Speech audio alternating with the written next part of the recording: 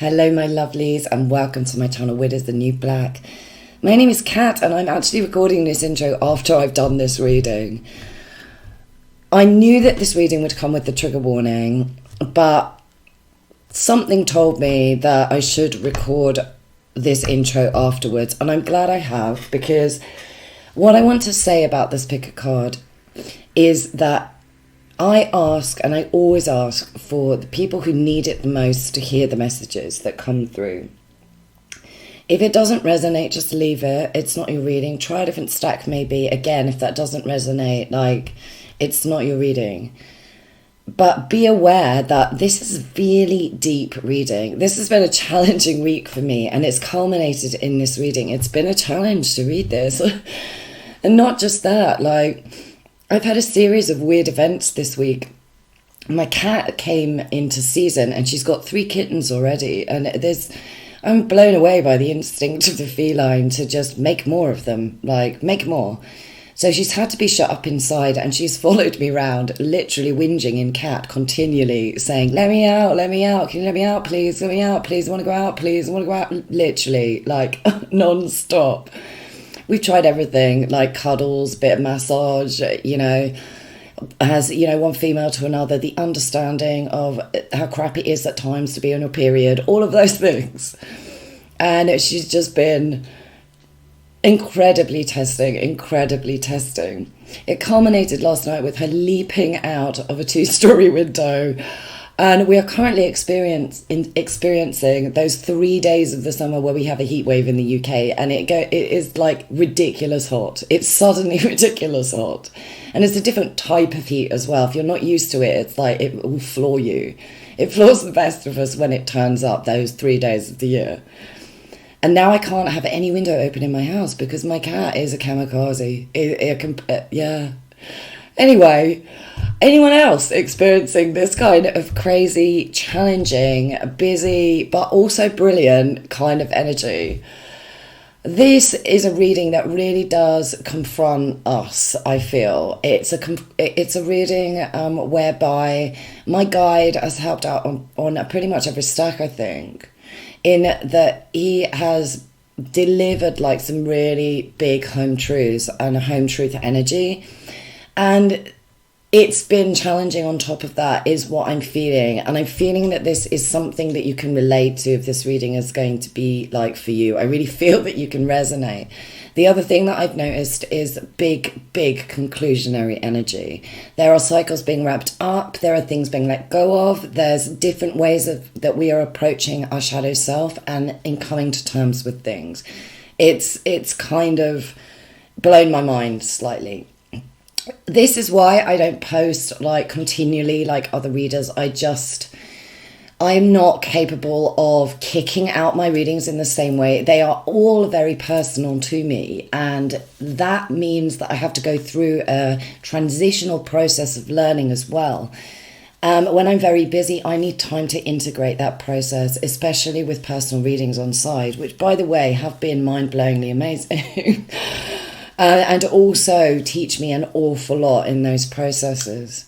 So yeah, if you follow me and if you like my stuff, may have to come to terms with the fact that I am somebody who posts only when I'm capable energetically of hitting the right frequency with it. There's a lot of me that goes into these readings, which is why I like to do in-depth reads.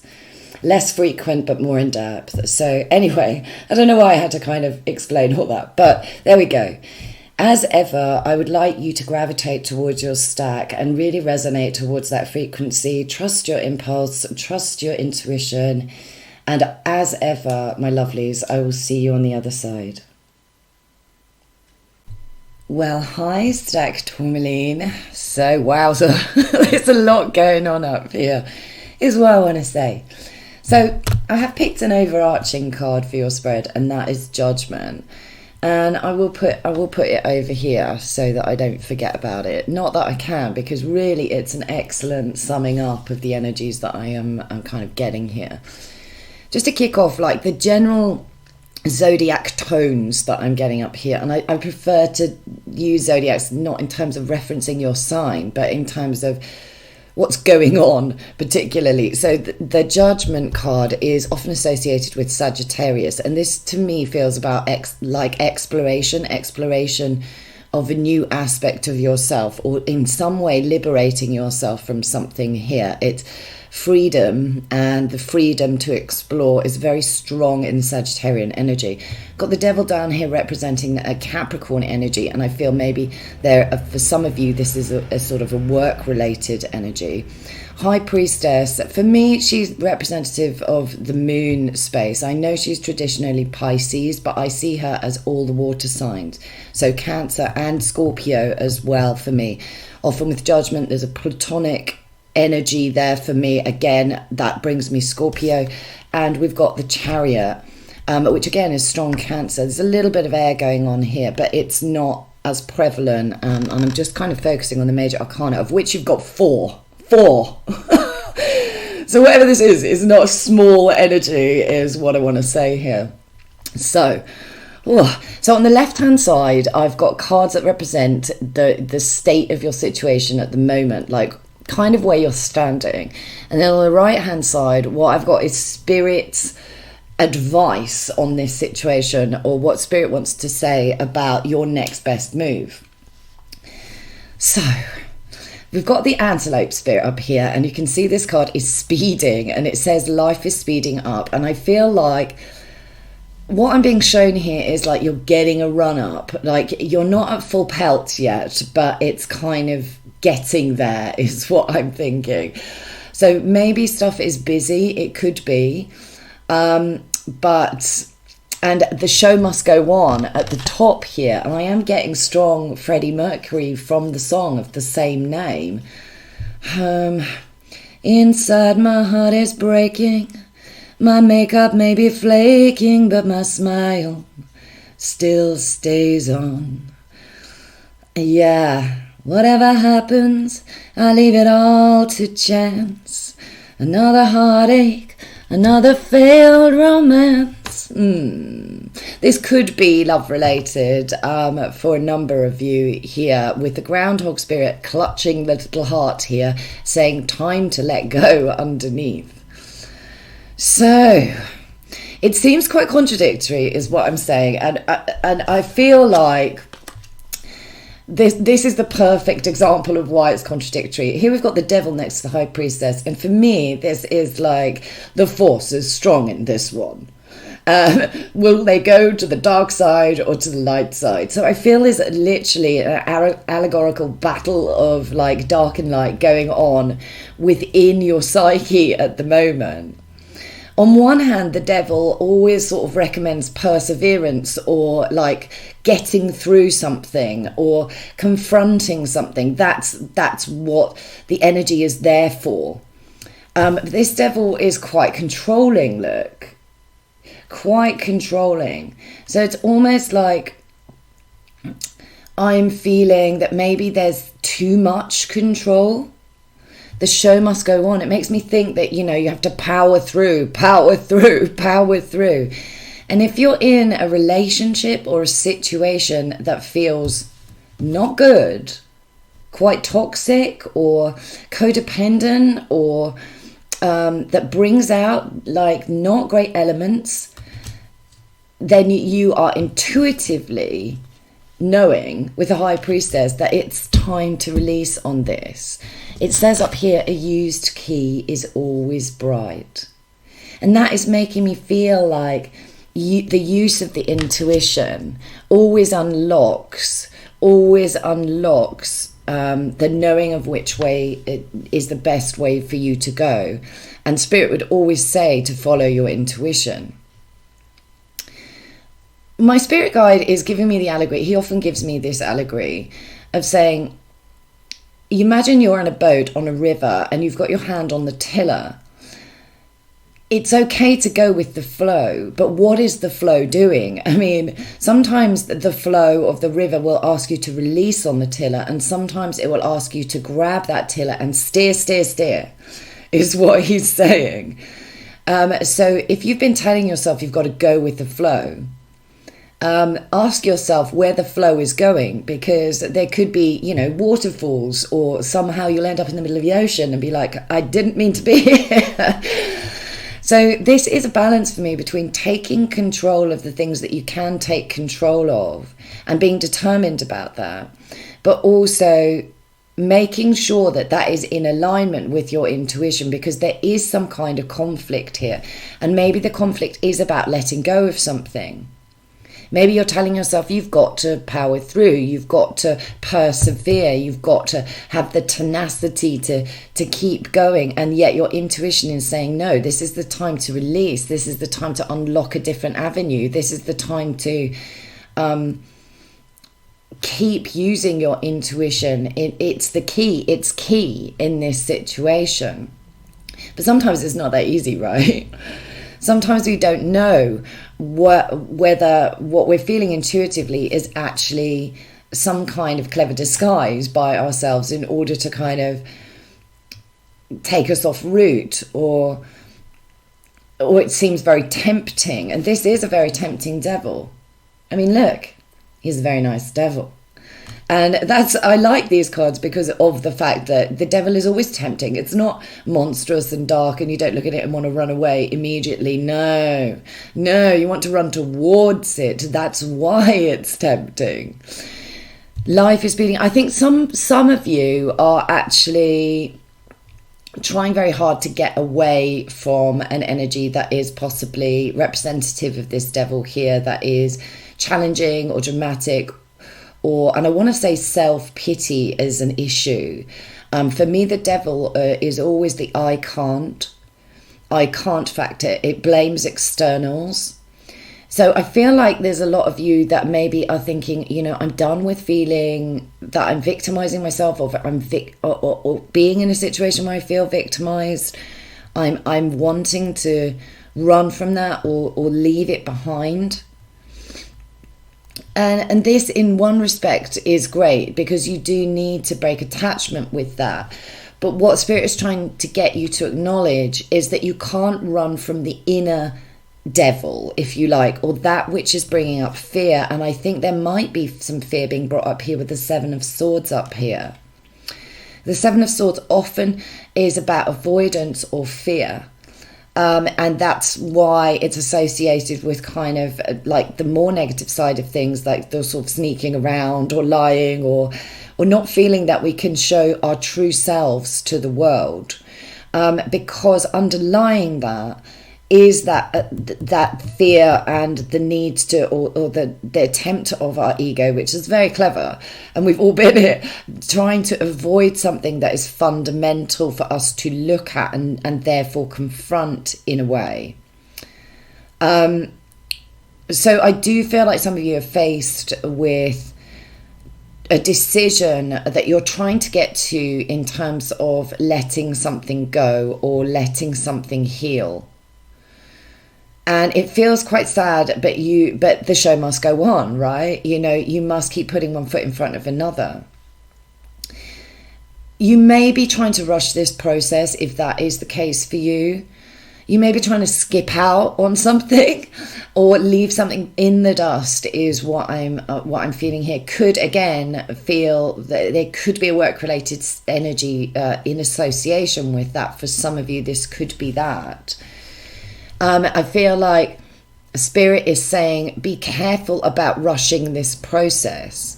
I feel like you need to be gentle with yourself here with this Groundhog Spirit. Time to let go. This needs to be done like quite gradually, quite gently. And so I'm feeling that this Antelope Spirit, this speed, is not assistive in this. So if you are like over busy, it's a way of avoiding. Is what Spirit is saying. And what they want you to do is really slow down and be more in a meditative space, be more in a considering energy. The High Priestess does not hurry. Your intuition is really powerful. It's so powerful. But as your intuition improves, so does the wily forces of your shadow self. And this is a definite shadow light energy standoff that's going on here. And like I say, for some of you, the shadow may be represented in another person. But what Spirit is saying is that actually the shadow represented in that person has something very important to teach you within your own shadow realm. And don't forget that the shadow always contains light and the light always contains shadow. That's being put across to me really strong, and I am being shown the yin-yang symbol by my guide up here. You literally, your shadow is not pitch, it's not pitch black, and your light is not pure white or light either. It's different. There's always a grain of the light in the shadow and the shadow in the light, depending on how you want to perceive it. So I am feeling that you're being asked to try and be extremely neutral as much as possible, because I do feel like there's like strong emotional content here. And that emotional content might come in at speed and suddenly you feel very overwhelmed with it, maybe. I think you're getting strong spiritual downloads about needing to release something. And this is accurate, is what Spirit is saying. This is an accurate energy, but you can't release it and run to something else whereby the shadow work hasn't been completed, because what you're running towards may look great, but actually has problems of its own as well, is what I'm getting. So if you are at speed in this process, Spirit is saying your next best move is to slow. Like my guide is showing me that little boat I was referring to being pulled into the bank and just having a little bit of a rest on the riverbank here before moving again with the flow. That's what I am seeing. So moving on to the section where Spirit is offering advice here, we've got this very telling proverb. If you don't want the gun to go off, don't cock the trigger. And that's the Republic of Congo, that's a proverb from there. And that's very interesting here, because I do feel like there is a desire to kind of jump in or confront something,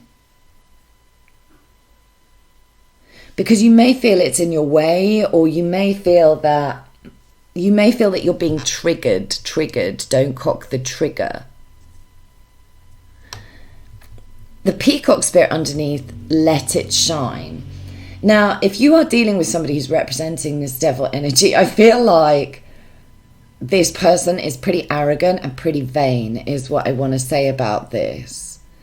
That's giving me that vibe with the devil over there.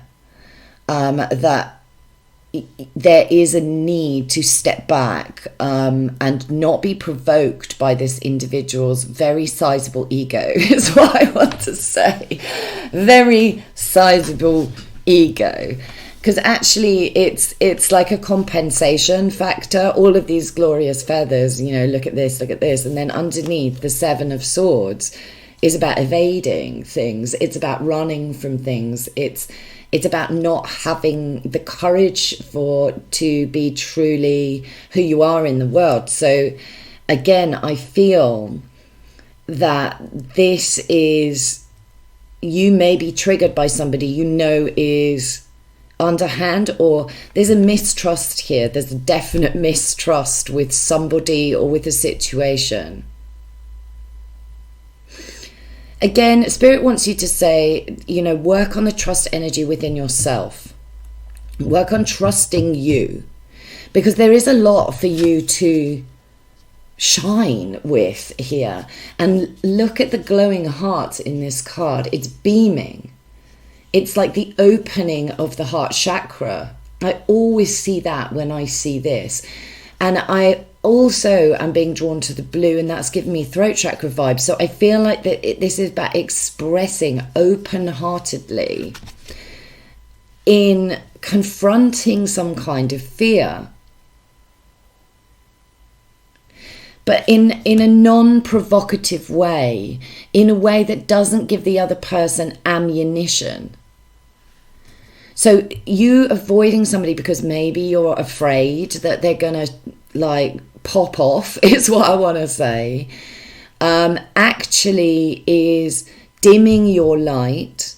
It's you're not shining in the way that Spirit wants you to shine, because it actually is based in a fear of maybe confrontation, a fear of and avoidance of that.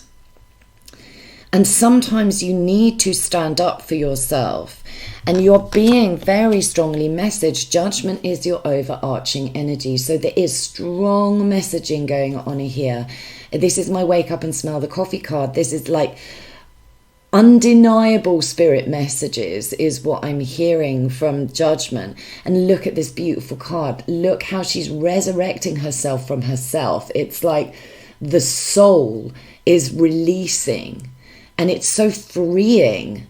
And that's giving me that Sagittarius freedom vibes again.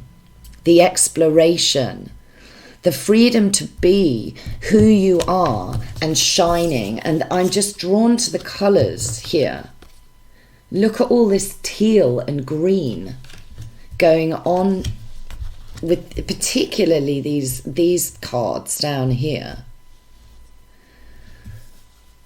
There's something that Spirit wants you to showcase, and it's very heartfelt. That's what I'm feeling.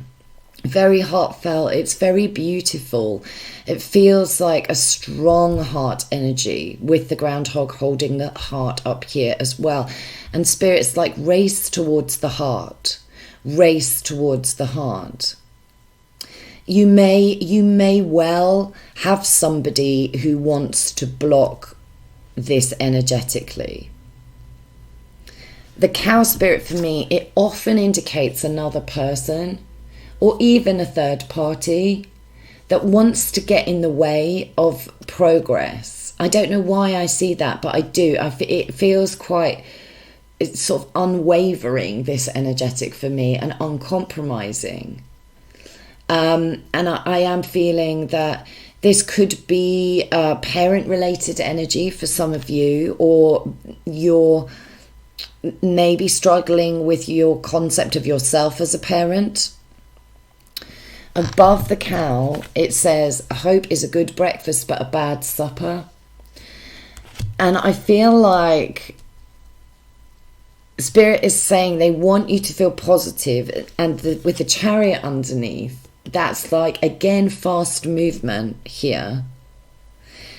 They want you to not be blocked, but not think that beyond the block all is well. Everything suddenly resolves itself. And I'm hearing after completion. That is a hexagram in the I Ching. I will put a link next to this reading for you to read about that hexagram.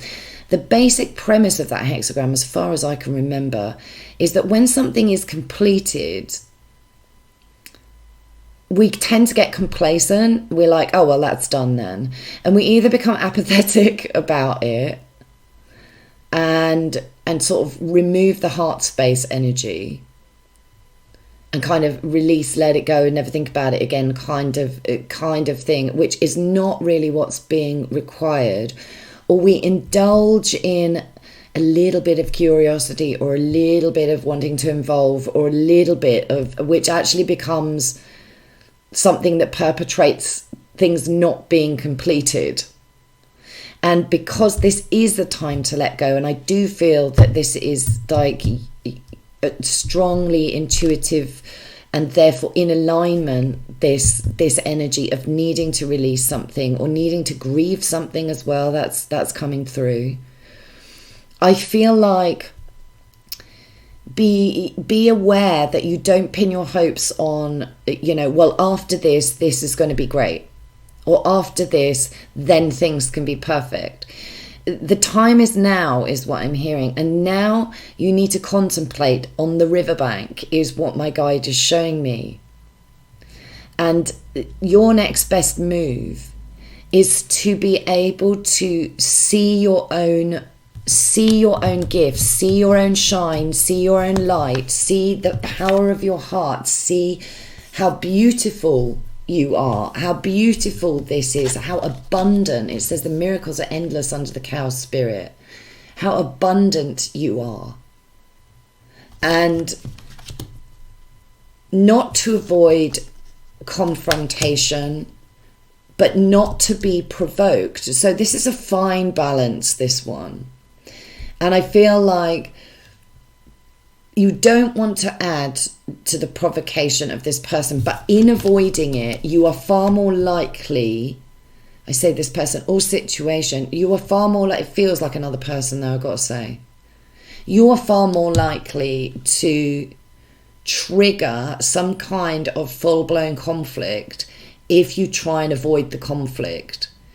It doesn't have to be a conflict if you're standing in your power, and I'm being drawn to the crown and this peacock spirit. You are crowned. So I do feel like this, you are being really kind of tested here. But the biggest issue here is one of avoidance.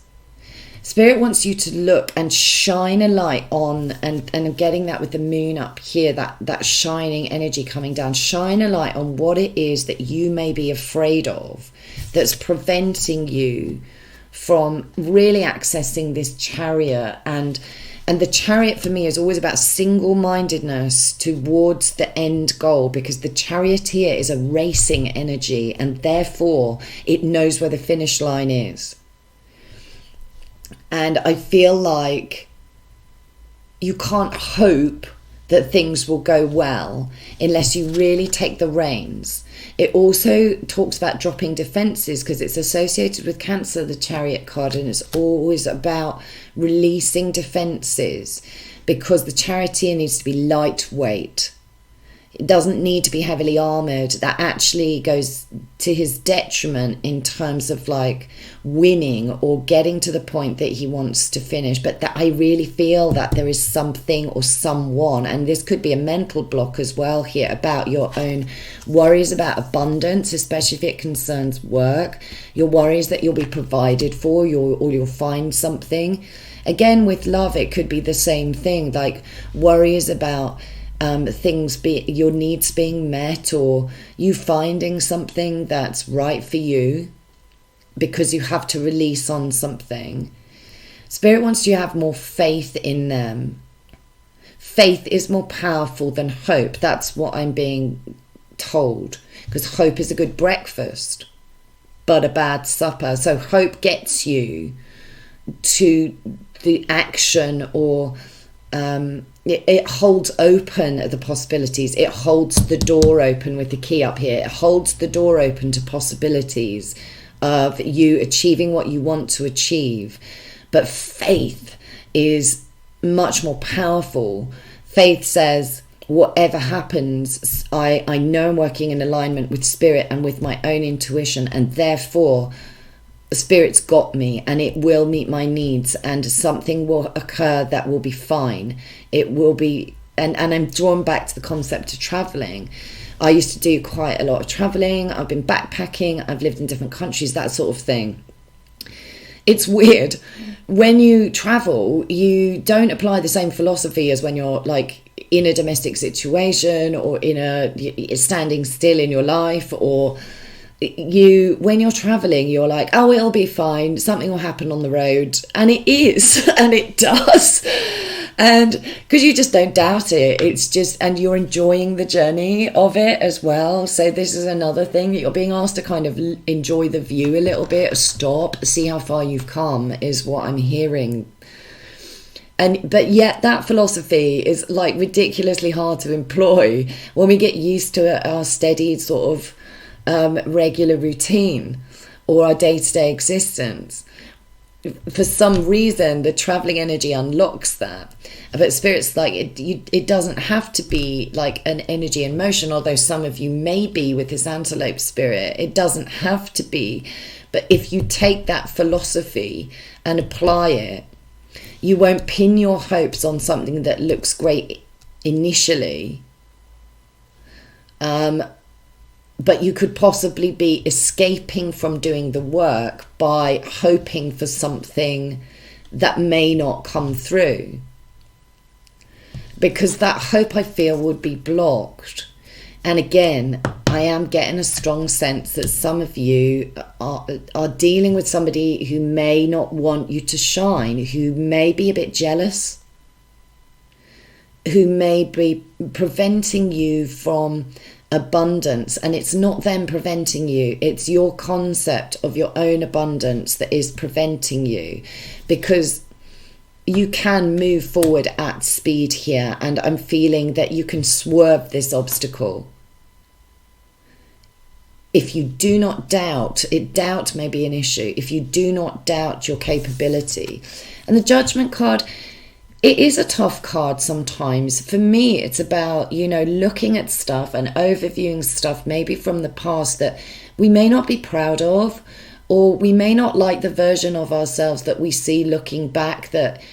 And the only reason that we don't like that is because we're a new version. We are, in fact, a different person than the person that we were, and we want different things, and we're moving differently in the world.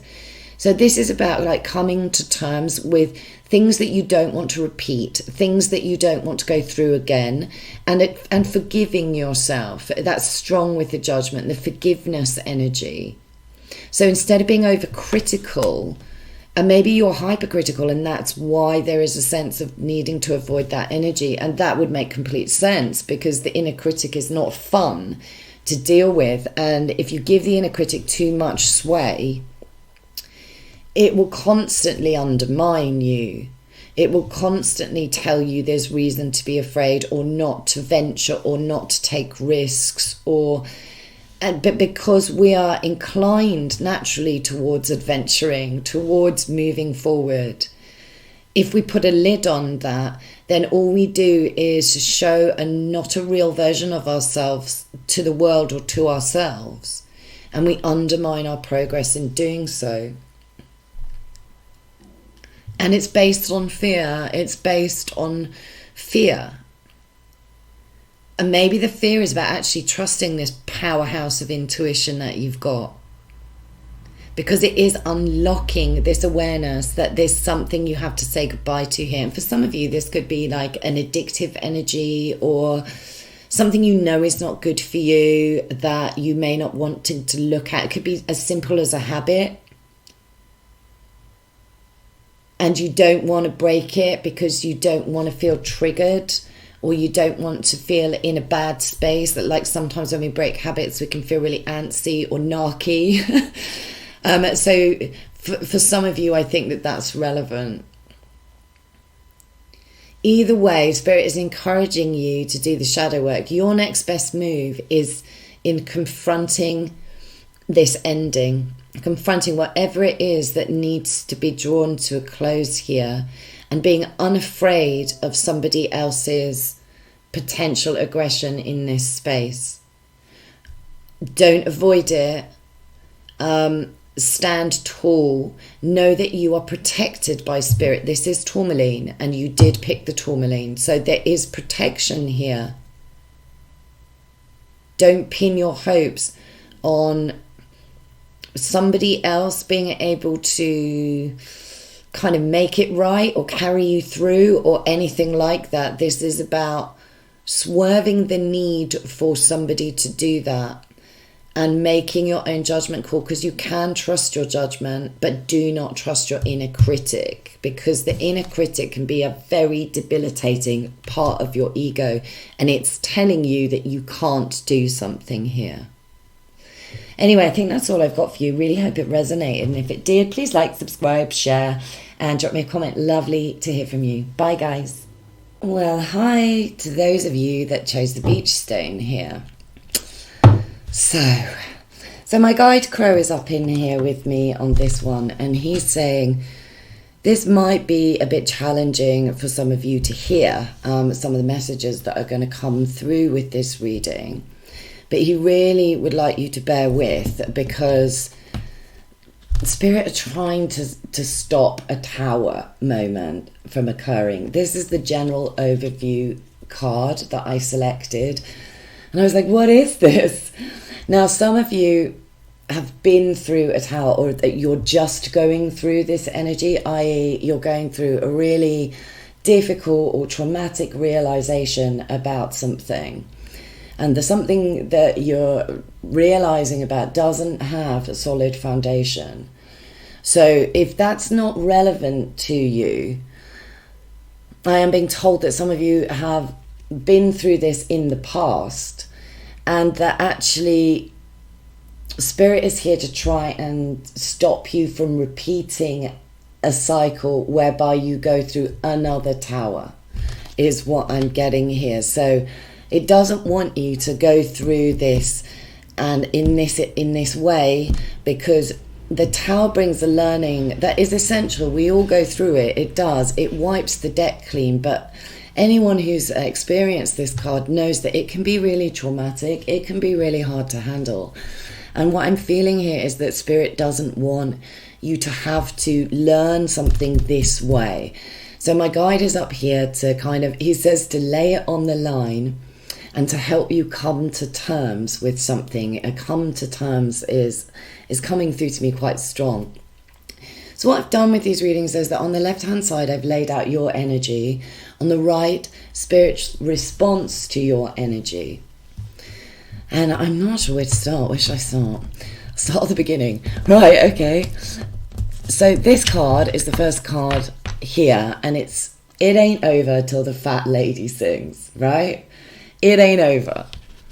Then underneath that, we have a bat spirit. A rebirth is assured. Seems to confirm this, doesn't it? It ain't over. A rebirth is assured. And then we've got the Hierophant underneath. And the Hierophant is traditionally a card of commitment. And what Spirit is saying is that you are wedded to a belief or a concept or a person. And it's not a healthy belief, concept, or person, because in truth, this card actually really means it is over, and it's to help you come to terms. So this belief, it ain't over till the fat lady sings. It is over. It is over. We have the tower here. And maybe that is something that you need to recognize or appreciate. So there's something here that you may well be very committed to or investing a lot of energy in that is not viable because it's not got grounding. It's not got solid foundations. There's nothing to build upon, is what my guide is saying. There's nothing to build upon.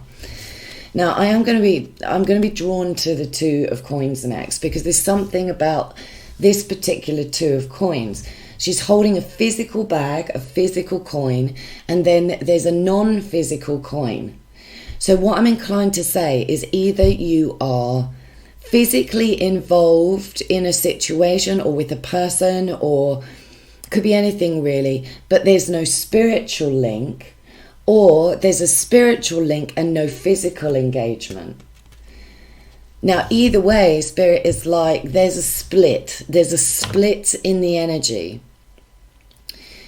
The spiritual is all well and good, but there's no physical foundation, or the physical is all well and good, but there's no spiritual foundation. Either way, it's not viable, is what I'm getting from this. And this energy, I am being, hang on, how do I put that? So what my guide is saying that is, this may be a third party situation with the Three of Pence up here. It may be. It doesn't have to be. For those of you that it is a third party situation, if you're outside of the commitment, say your person is in a commitment or maybe even in a marriage, and you're outside of that, but you desire commitment with this person, you are actively choosing to involve yourself on a spiritual level. And Spirit is saying it doesn't care whether there's action being taken towards this energy, as in the physical, or whether there's not. The fact of the matter remains, you are inserting yourself in a relationship as a third party that Spirit wants you to really reconsider, because there's no foundation here and it could lead to significant drama, is what I'm getting, because the energy frequency is what Spirit cares about.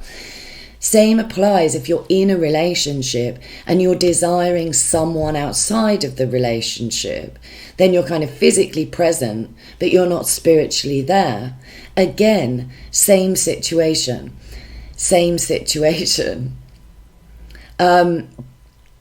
you're still involving potentially, not for all of you, so take what resonates, in a third party situation, or placing yourself as a third party, or trying to involve a third party. And it doesn't have to be a romantic third party. Spirit is saying it can be a financial energy in this particular reading, or it can be, some kind of fiscal or collaborative energetic. Collaborative. So again, I don't know your personal circumstances, but you know, take what resonates. Now the bat spirit, I'm being drawn to its little feet, and I am hearing the word clinging. So I am feeling that the spirit is trying to say here, you are clinging on to a concept that says it's not over, it just takes more dedication, takes more commitment. It's like you're focused on an end goal. Look at the straight stairs up to the light. And also this straight line is a construct of human thinking, is what my guide is saying. It's not straight. The creative pathway is a zigzag pathway, which is a quote from my I Ching book, which always comes to mind in these readings, when spirit's like, this is the way you think it should go, or it should be, or it's bound to be. And it may be strong belief that you've invested in this energetic. And it may be a belief that, you know, your desire or your love can change this situation, or change this person's perspective, or, you know, mean that something can be rebuilt or reworked on or rebirthed. And spirit is saying, be very careful. There's big caution up here. Be very careful. Up here, we've got pride comes before a fall. And my guide is saying, this is what is in the way of you recognizing and accepting the reality as things stand in this situation. It's the pride energy. And it could be because this person has brought a tower into your life and maybe chosen another person. Doesn't have to be the case, but that's very much the case for some of you. And that's really injured your pride. And it may be that you're thinking, well, it was unfair, and yes, and they're not arguing with that. They're not judging it. They're just saying that it's actually supposed to make this crown fall. And look how rusty it is. This could have happened some time ago for some of you. It's rusty already. And if it did happen some time ago, this was a pretty devastating event. And spirit is like, we don't want you to rebuild belief in this space or in another person. The only space that's truly viable for faith is within yourself or within spirit. That's what my guide is saying. That's the only guarantee of a return. This does not guarantee a return. In fact, it may guarantee the opposite, is what I'm getting here. So something's been toppled here with this pride energy and this crown that's fallen. And I feel like it's put you into a really emotive energy, a really emotional space. It says with the swan spirit, time for a deep dive here. And that's to get you in touch with, you know, what you truly want, what you really want, and to create enthusiasm for the right kind of collaboration and the right kind of activity. But in some cases, because this pride issue is a factor, because you can't come to terms with maybe how somebody has treated you in terms of being discarded or abandoned, or you want reprisal, or you want karma to strike, or you want something where this person's pride is knocked so that they fall into an understanding of how much they love you, how much they potentially want to leap towards you, or how attracted they are, or anything like that. And spirit is saying, again, you're still investing energy, and that rebuilds a tower which is not on solid foundation. And this is quite a difficult reading to put across here. It is. I'm going to just change my brightness. Hopefully that's a bit better. Yeah. Spirit is very much saying, look, watch and wait. And next to the swan spirit for me is like, there's a lot of water up here, right? But this is a surface level energetic. And it's saying time for a deep dive. So it's asking the swan to dive deep. The seahorse spirit, however, lives under the ocean. So what spirit is saying is diving deep into the emotional content of how this makes you feel. And it could make you feel angry. It could make you feel resentful. It could make you feel a bit jealous. It could make you feel a whole variety of ways is what I'm feeling, discarded or upset or emotional or strongly desiring something. There's a lot going on potentially. Spirit wants you to really dive into the emotional content of that and meet it in that space and take time to contemplate with that water energy, take time to emerge, purge what needs to be removed here. And the watch and wait frequency of this seahorse it's suggesting that if you don't do this, there will be substantial drama. That's what I'm hearing, substantial drama. Here, the Three of Pentacles looks a bit traffic light, this energy. It looks a little bit like a traffic light, and I'm seeing the red light flashing here. So this is like red flag. This is a warning. This is a be very careful here, especially about jumping in to a collaboration with a third party or as a third party or even in a financial sense, because you desire it. Because the Knight of Wands it's very adventurous. It's awesome, actually, this card. Adventurous, charismatic, exploratory, very charged, sexually charged. But if it's not sexual, it's strong desire. But he moves at speed, and he very often doesn't think about what he does, because this is strong impulse energy. And most of the time I would say impulse is great, because actually generally speaking it's very connected to our intuition. But when you're wedded to a belief or wedded to the impulse, committed to something impulsive, it spells disaster.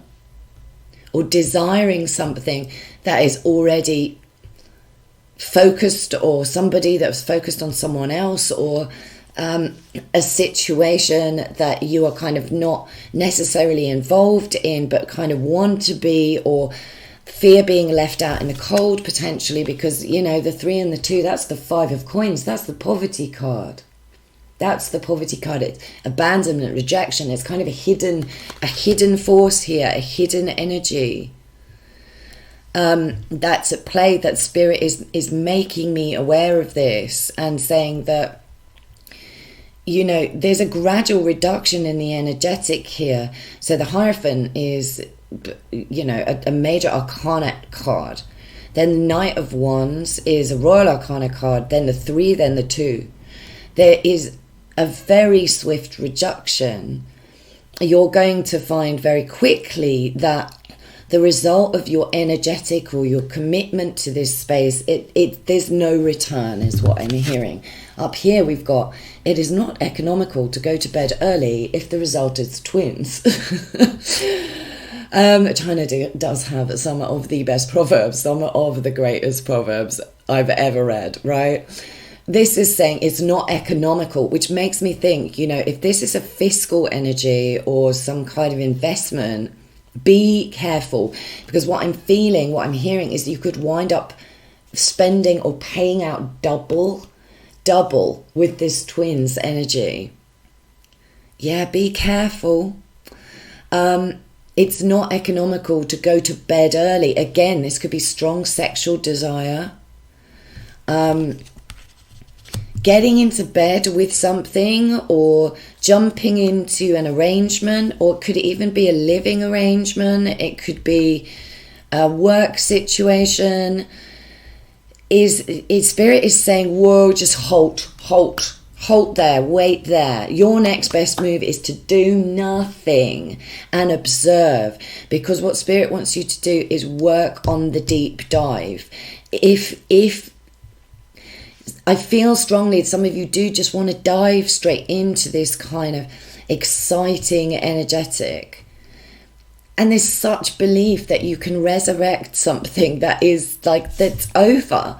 If you've experienced the Tower, it's been there to educate you. And there's a lot of educational energy here, because I always get the Hanged Man with the Bat Spirit. And that's my, initiate, that's the word, initiate card. And then the Three of Pence for me is all about learning as well. It's all about constructing and new things being learned. And Spirit does want you to learn here, not to waste your energy. Now, some of you may be feeling that you're hung up or stuck in a commitment and that there's no way of releasing it. Again, it ain't over till the fat lady sings. Maybe that's not a pleasant energy, because the Hanged Man upside down, he doesn't look comfortable, does he, hung up?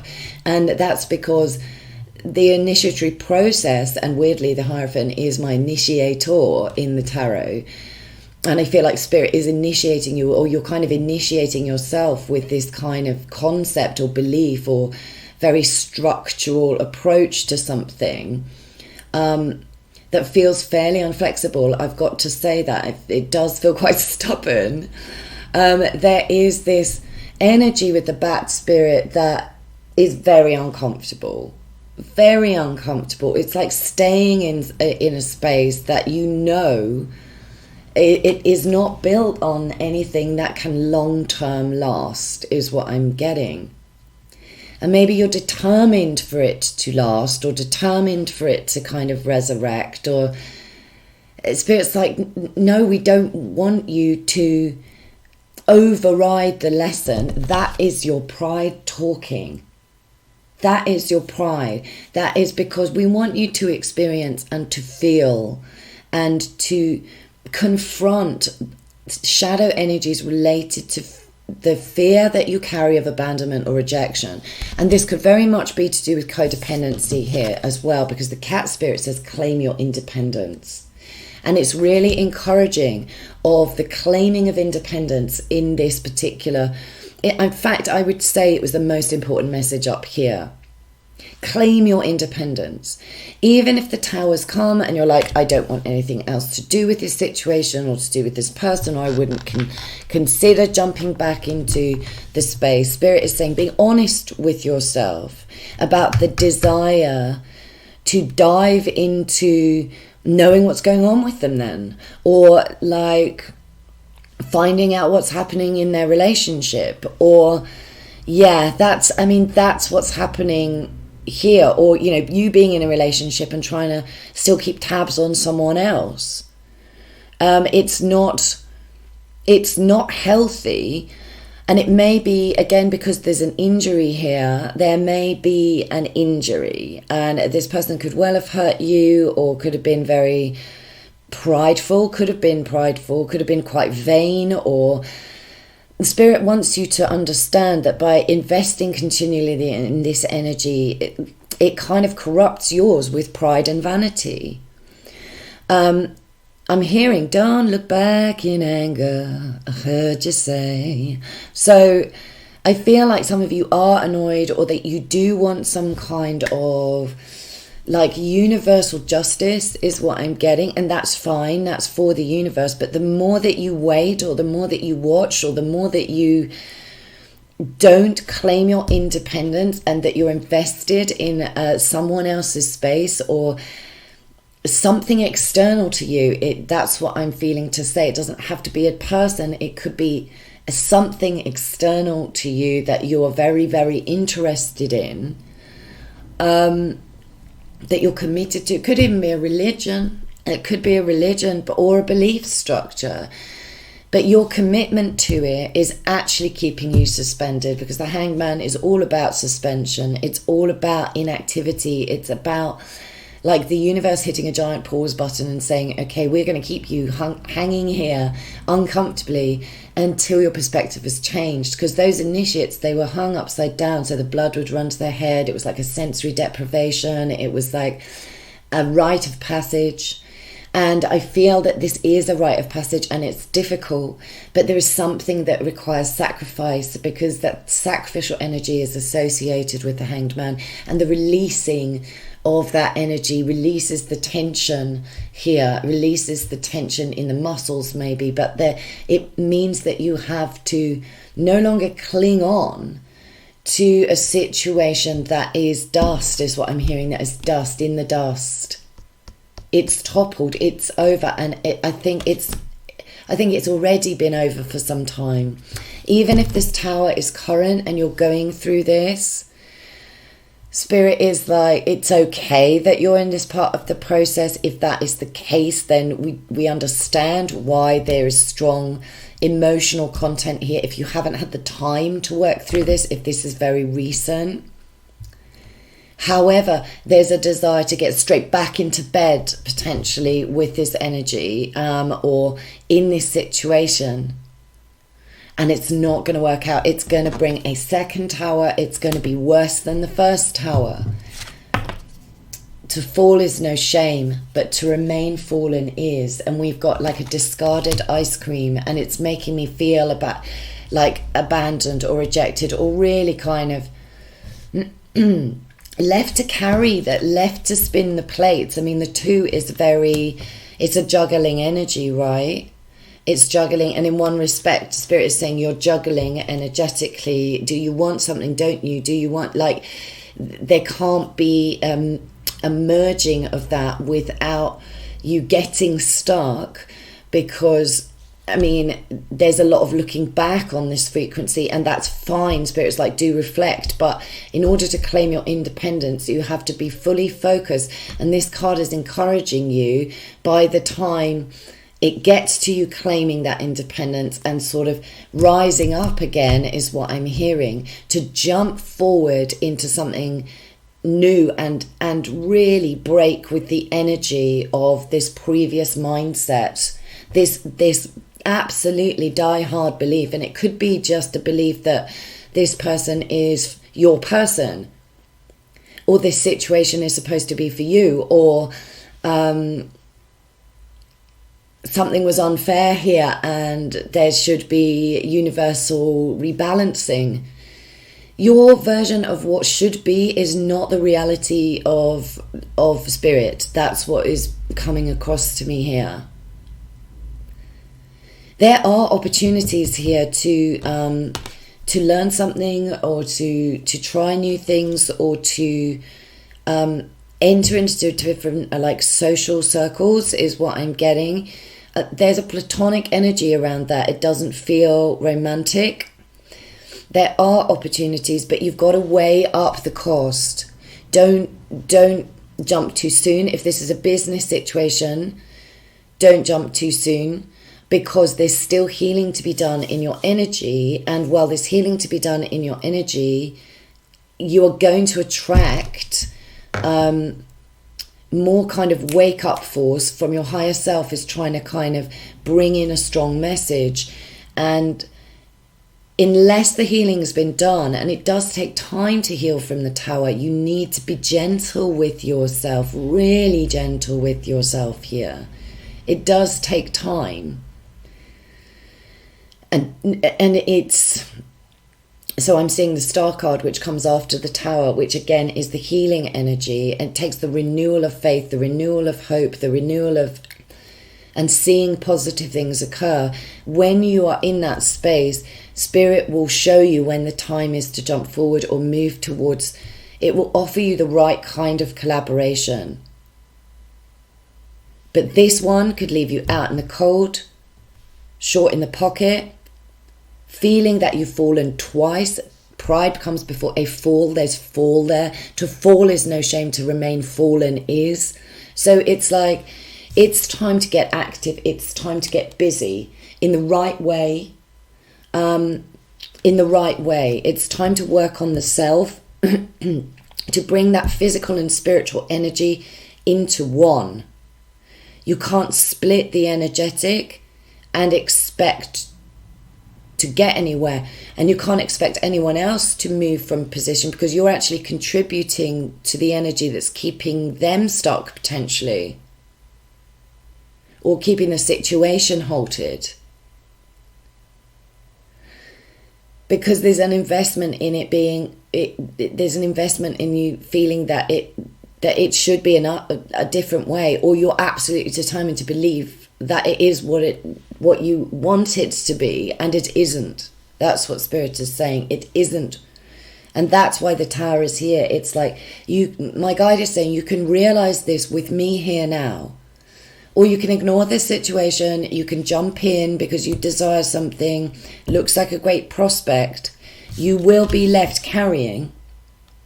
So if you're getting involved with people, you're going to be the one who's left responsible for the activity. There's 3 people involved here, and then there's one. But you're either going to be discarded in some way, is what I'm feeling, or rejected, or you're doing this because there is a shade of not wanting to confront and not wanting to dive deep into the shadow space of rejection issues or abandonment issues. I think some of you probably do know that your pride has been a factor and that your pride has taken a knock. And I think some of you are like fully aware of that's where things are, but some of you are just not aware that this pride energy is what holds on to something that is no longer sovereign, no longer in existence, no longer healthy, is what I'm getting, no longer viable. It's just no longer there. It's not there. It's over. Whatever this is, it's over.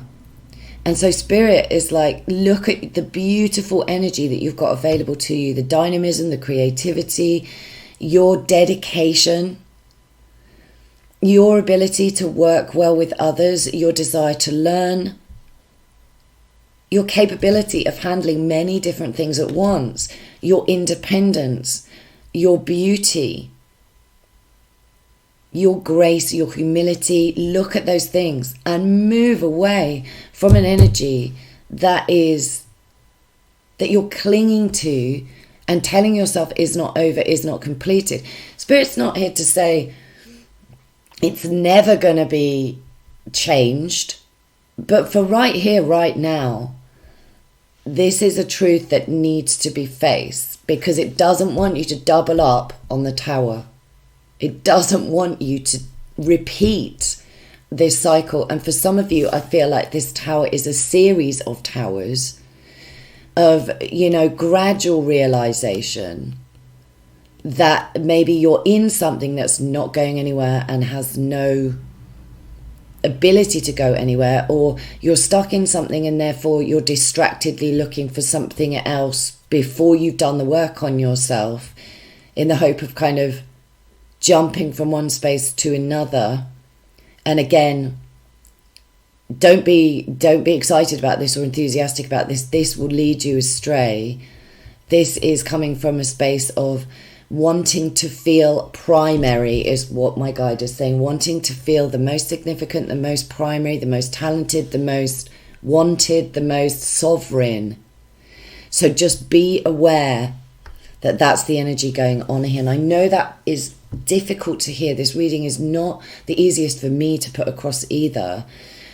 But my guide is like, if you learn from this Tower, if you learn from this realization or these realizations, you're going to be able to break a cycle. You're going to be able to break a pattern. You might be able to break a difficult connection that you're stuck in, or maybe financially you feel bound in, or invested in, or you're going to be able to break a belief system that you've maybe conditioned yourself within, and it's maybe over romanticized as well here. The Swan Spirit's very romantic. I'm getting that kind of romanticized energy, or but it leads to drama. It will lead to significant drama unless you take Spirit's advice. Spirit is facing you off here and saying, nah, this is surface level. This is surface. Underneath, it's an entire different story. Use that intuition that you have, because you have it and you can see in the dark. And some of you may be feeling a bit lost, though. Some of you may have either just be coming out of a dark night of the soul, or be in that energy of feeling that you're in the dark night of the soul.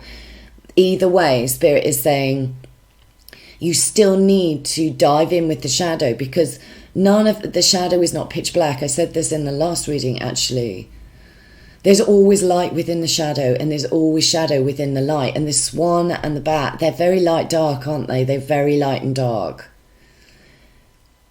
Understand that something you perceive to be wondrous or light, or the right thing to do, the right way, the right behavior, the right belief, the right thing, is an element that contain very shadowy spaces, because it doesn't acknowledge its shadow, and the shadow needs to acknowledge the light. So even if you do feel that, could be pride as an issue here, could be jealousy or anger, or strong emotional feeling or whatever, the second that you engage with that shadow, that you hear what your shadow has to say, you find such pearls within the shadow force, and you realize it's there to assist. It's there for you to befriend and ally with it, so that you can see yourself as more whole, more complete, more worthy, so that you can be raised up on the spiritual crown, raised up in a spiritual way, not necessarily in a practical or physical way. If you're hoping that your circumstances will change, or you can elevate yourself via someone else's resources or money or dedication or commitment or action or romance or anything like that, you've missed the point of the spiritual journey. The spiritual journey is about the self. It is not about others. It is not about externals. So you are being asked in no uncertain terms to work on the self, and to be halted, to halt yourself, to not run the red light. That's what I'm hearing. Don't run the red light for your own benefit. Spirit is not telling you this because it's judging you. And in fact, it's saying judgment may be an issue here for you to look at too. Be careful about that judgment energy. The more that you judge others as right or wrong in their behavior, the more that your inner critic is fed, and you will end up, either not applying the same level of scrutiny to yourself, or being overly overbearing with yourself here. So yeah, this is a deep reading, which is why I put a trigger warning on this reading. But if you have made it to the end, my guide is bowing at you and saying, well done, because this is something that is really assistive for you. And if you take this on board, you can avoid drama, and you can avoid losing, and you can avoid this tower. Anyway, I really hope that resonated. And if it did, please like, subscribe, share, drop me a comment. Lovely to hear from you. Take care. Bye. Hi, Stack Carnelian, and welcome. Oh, there's a variety of scenarios going on up in this one. So, yeah, where do I start? So, on the left-hand side of the reading, I have placed your energetic, where you're standing at this moment. And on the right-hand side of the reading, I have placed Spirit's response, or their version of what your next best move is. And this is like either from your higher self or from your spirit team, however you perceive that. Then I've got a card that is an overarching energy, and that happens to be the 10 of Swords up here. And then you had an extra Proverbs card fall out, which kind of goes with the kind of the painful frequency that I'm getting from 10 of Swords. One does not rub buttocks with the porcupine, and that's a proverb from Ghana. I feel like you're walking away or admitting defeat or turning your back on something whereby you feel either betrayed, and for some of you it's not that strong a word even. I feel like it's, or just not allowed access, not given opportunity, because you can't get close to somebody. And this is a porcupine, right? It's in their nature to be spiky. So it's almost like you can't get close because it's not meant for you to get close to this energy in the way that you wanted, or the level of intimacy that you wanted to foster or to be reciprocated, because I feel reciprocity is a big factor in this reading. And it says up here on your side, if they don't open after 3 knocks, don't wait. And so I feel like there's been some kind of persistent energy, and it could be a friend, or you're a friend and you want more with the Lovers underneath. So or there is a friend nearby who wants more from you. He or she wants you to make a choice for them in love. And again, what I'm feeling is it's not reciprocated, and this is kind of needling. It's needling, and you're really hoping that, you not opening is like hinting enough for this person to back off. This person is persistent is what I'm getting. And if that is your scenario, and that's not for all of you. For some of you, this is an ex-lover. I'm hearing Lauryn Hill's X Factor. Tell me who I have to be to get some reciprocity. Yeah. I'm going to post that link. I really think that song is worth listening to for you. No matter how I think we go, you always seem to let me know it ain't working. Yeah. So, and what does it go? Oh, there's another line. And when I try to walk away, you hurt yourself to make me stay. This is crazy. Yeah, so yeah, complicated. Like, it feels like that you don't get your needs met, or that you're of service, or you're offering loyalty, or you're offering support, or in a sense you may need to be needed. So Spirit is saying you need to possibly look at the need to be needed in this situation. It could be an element of the shadow here, but also that there's no quid pro quo. This person keeps making maybe silly choices, or involving other people, or with other people, or maybe they have chosen a different avenue with somebody else. That could be the case for some of you here. I think you've been very unconditional in this, but Spirit is saying, unconditional love is one thing, but boundaries are also significant.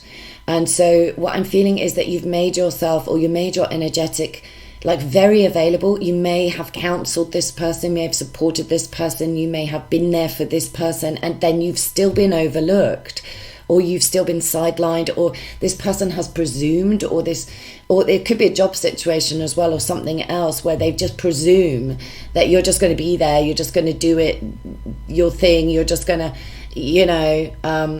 diligently work. It's a dog spirit. You're just going to keep working, you're just going to keep being loyal, you're just going to keep being available, or this person has closed the door on you because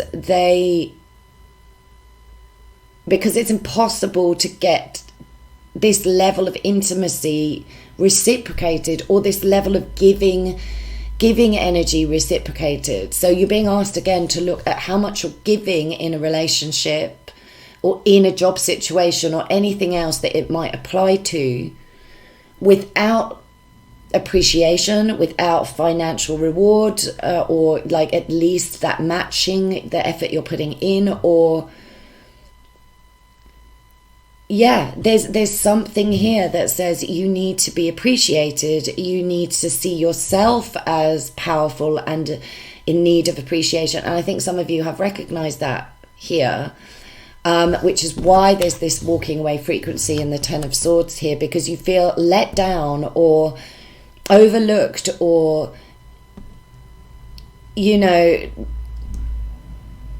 somebody's blamed you potentially as well here for,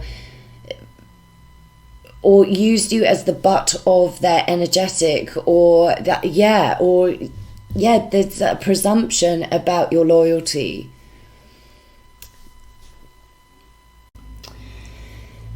There's something here that, with loyalty, and it says be loyal to what you love, and it could be, a lover or somebody you want to be in a relationship with. It's saying this can turn into kind of a stagnation or a dependency or a fear of what will happen if you let go or you walk away,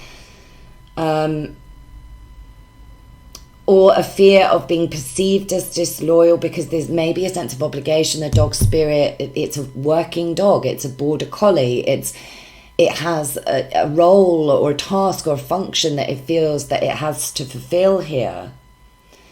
And spirit is drawing your attention to maybe a sense of obligation or a sense of feeling that you always have to offer available energy in order to be in a loving space. That's not true. You don't have to. If you treat yourself as unconditional, other people will also treat you as unconditional. That's not really the point of the unconditional love. There has to be, like I say, a balance. Border collies, they're designed to know how to be aggressive in order to round up the sheep, right? They have to face down rams, and rams are no small energy, right? A border collie that's unable to say, you shall not pass, you can't go this way, is not fulfilling its function. I think actually a lot of you have had to step up to the plate and say, you shall not go this way, or this cannot be how I'm treated, or I'm not getting what I deserve in this scenario, in this situation. If that's the case, well done, you're leveling up. You have drawn an ending over this. It could be that the other person is it's like a cul-de-sac with the lovers, which is kind of directional energy for me, often a crossroads, often a choice between an easy choice that long-term is hard, or a hard choice that is hard initially but long-term really easy. It's kind of like this person, or in whatever way, shape or form this is playing out, the way is closed. It's a cul-de-sac, it's a brick wall, it's a no-go. And so there's no point in kind of banging your head against the wall, or continuing to knock on the door, or waiting for the person that you want to reciprocate to you. It may be that their choices are different and their free will dictates that they are going through something else or have to go a different way. And again, this, you can flip this energy, is what I'm feeling.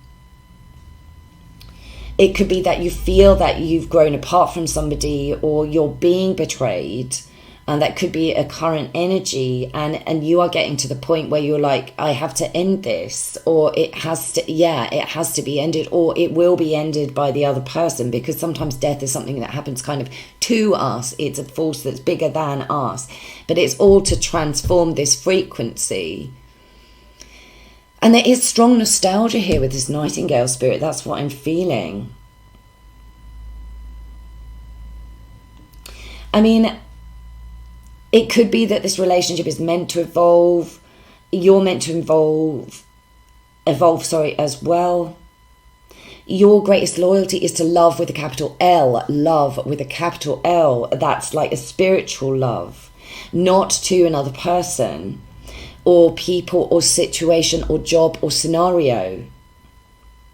Self-love is what you deserve, and what Spirit wants for you is the absolute best. And so it may feel hard at the moment. Long term, it's the best solution. It's the best thing for you. And there is real sadness here. Sad hours seem long.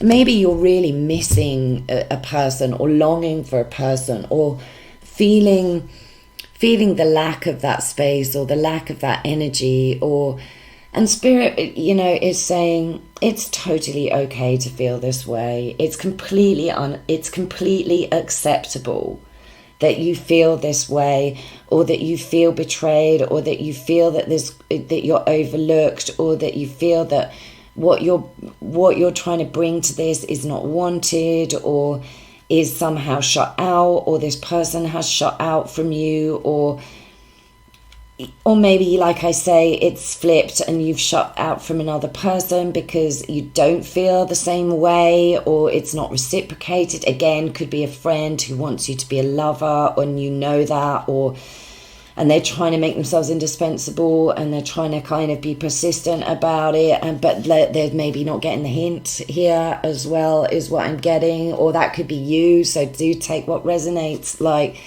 the way is closed. It is not your avenue, no matter how much you want it, no matter how much love you may feel in this space. And I feel that it is a difficult time.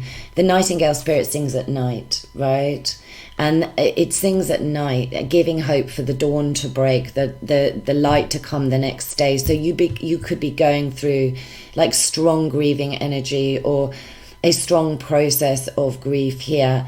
For some of you, it's even triggering on a past frequency, because there's such strong nostalgia in this for me.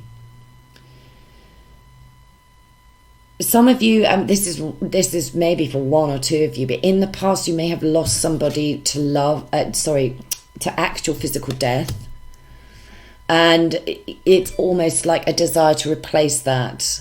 That is going on, but it's a bit needy, and you need to look at that, because it could be triggering an older grief, is what I'm getting, a past frequency that was powerful, connected, deep. The Scorpio energy is deep love, deep. It's kind of, and it's knocking on that space of feeling that you've lost somebody in the past.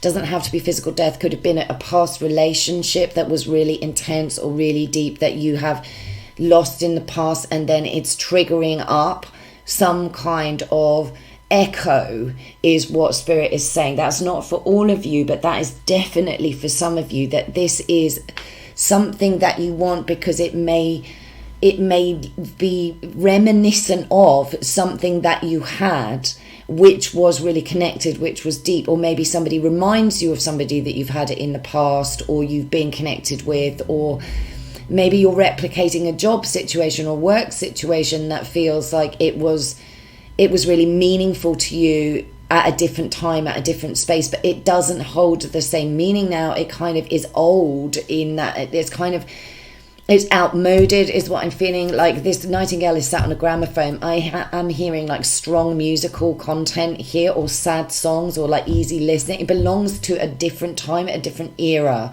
is what I'm getting. And it could even be a past life frequency for some of you that you are connecting in with. But what I'm getting here is, I'm hearing Lauryn Hill's X Factor. But I'm hearing Unforgettable by Nat King Cole. Unforgettable, that's what you are. Love a bit of Nat King Cole. Love the man with the chocolate coated voice. Wow. But at the same time, like, it is unforgettable. Or maybe this person, like, maybe there is no past situation and it's this person that you feel is unforgettable, or it was different in the past as to how it was now. Whatever it is, there is a past frequency here. There is a past frequency, and it's being echoed into your space, is what I'm getting. You may be getting strong musical messages as well with this person. you are going to come out of this situation and you will feel better. You will notice how much love surrounds you. Like, you have strong spiritual love on your side here, strong spiritual support. Music may be a wonderful therapy right now, even if it's just singing to yourself in the shower. Filling the space or a sense of potential emptiness or sorrow or depression with sound, with song, with chanting, humming, something very healing about the sound frequency. Maybe you want to listen to sound gongs, or sound bathing is an option here. I feel like it just helps. Maybe you just want the radio on. I don't know what's going on here, but there's a frequency of sound that is trying to come in. Maybe some of you are quite clairaudient. Maybe you're hearing things as well. There is light being brought into this like heavy energy, into this grieving, into this process. And you are going to recognize that you are the light. So give that light a voice. It's coming. It's en route. That's what I'm feeling. And I do want to say, I think for most of you, you've really tried here. You've done your absolute best with this person in this situation to try and get it to where you want it to be, or to try and get them to open up, or to repair, or to assist them in making better choices, or any of those things. You've tried to make it clear where you stand. And that you're in their court and that you're available to them, or or again, you can flip this energy, or somebody has like tried to do this for you. Either way, it's not working.